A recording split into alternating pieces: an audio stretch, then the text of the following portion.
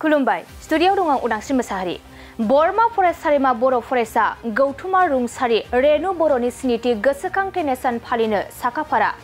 2 आगस्टनि 17 आरो 18 खालार खालि सानैनि मेहेरगोनां हाबाफारिजों बरमा फरायसालिमा बर' फरायसा गौथुमा रुंसारि रेनु बर'नि गोसोखांथायनाय सान फालिनो साखाफारा जादों।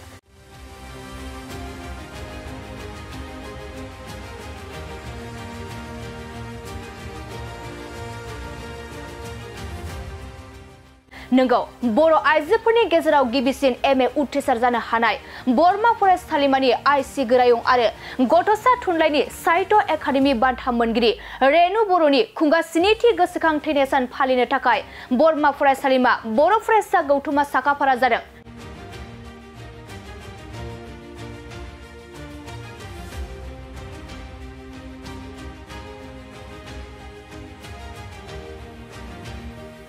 रेनु बर'नि खुंगा स्निथि गोसोखांथायनाय सान फालिनायनि गिबि साननि हाबाफारियाव बिटिआरनि सिङाव थानाय गंफ्रोमबो फरायसालिमानि फरायसाफोरनि गेजेराव थुनलाइयारि आरो हारिमुआरि बादायलायनाय हाबाफारि लानाय जागोन आरो जोबथा साननि गेवलां मेलाव गाहाय आलासि महरै हांख्रायदों बिटिआरनि गाहाय मावफुं सोद्रोमा प्रमद बर'खौ लोगोसे गौथुमारि आफादनि दैदेनगिरि समाज सिबियारि बिथांमोनखौ हांख्रायनाय जादों। बेजों लोगोसेनो बिटिआरनि गंफ्रोमबो फरायसालिमानि फरायसाफोरखौबो रुंसारि रेनु बर'नि स्निथि थैनाय सान फालिनायाव बाहागो लाफैनो खावलायदों। जोङो दा फैगौ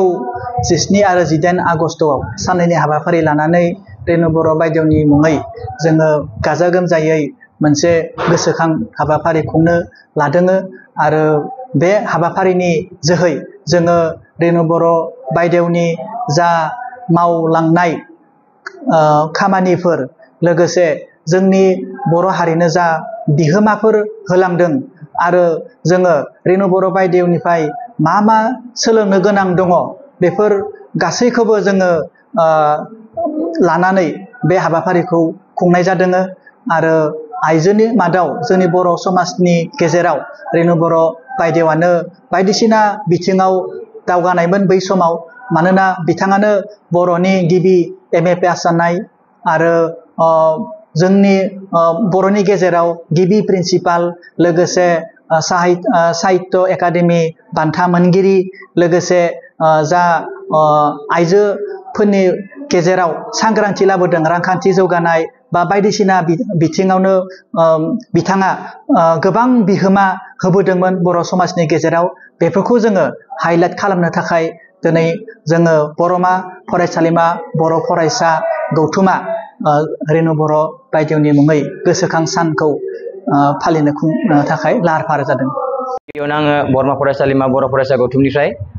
साफ्रोमबो नायगिरि बिथांमोननिसिम गाहाम हामलायनायखौ बावहरग्रोबाय। दा बे बुब्लियाव आङो बेखौनो बुंनो सानगोन जे बरमा फरायसालिमा बर' फरायसा गौथुमा बाबेनलांनाय बोसोरफोरनि बादिनो देग्लायबो जि जोंनि बर' आइजोफोरनि मादावनो गिबिसिन एमए उथ्रिसार जानो हानाय बर' आइजोफोरनि मादाव गिबिसिन आइजो प्रिन्सिपाल लोगोसे खुदिया थुनलाइयाव साहित्य एकाडेमि बान्था मोननो हानाय बिथां गेदेमाजोनि जि थैनाय सान बे थैनाय सानखौ बरमा फरायसालिमा बर' फरायसा गौथुमा देग्लायबो आगस्ट दाननि जि 17 आरो 18 बे खालाराव जोङो साननैनि मेहेरगोनां हाबाफारिजों जोंनि बिटिआरआव थानाय गुबुन गुबुन फरायसालिमा आरो मुलुगसोलोंसालिमाफोरखौ लानानै जोङो बे हाबाफारिखौ गाजा गोमजायै जों खुंनो सिगांदों। बेयाव जोंहा साननैनि हाबाफारियाव 17 आगस्टआव थागोन जोंहा हारिमु बादायलायनाय आरो थुनलाइयारि बादायलायनाय। बेनि उनाव जोङो जि 18 आगस्ट बेयाव थागोन जोंहा गेवलां मेल आरो सावराय मेल लोगोसेनो जोंहा गेवलां मेलनि उनाव जे बान्था राननाय बे बान्था राननाय हाबाफारिखौ जोङो 18 आगस्टआव खालामनाय जागोन। सावराय मेलाव जोङो थांखि जानाय जि फुंखा सुबुं सावराय मेलनि फुंखा सुबुङा जागोन जोंहा मानिनां तरेन बर' सार बारग' आफादगिरि बर' थुनलाइ आफाद सार बिथांखौ बर' आइजो समाजाव रेनु बर'नि बिहोमा बे टपिकनि सायाव फुंखा सुबुं महरै जोङो आलासि हांख्रायनाय जादों। लोगोसे गेवलां मेलाव दङ जोंहा गाहाय आलासि महरै बिटिआरनि जि चिफ मानिनां प्रमद बर' सार बिथांखौ गाहाय आलासि महरै लाबोनाय जादों।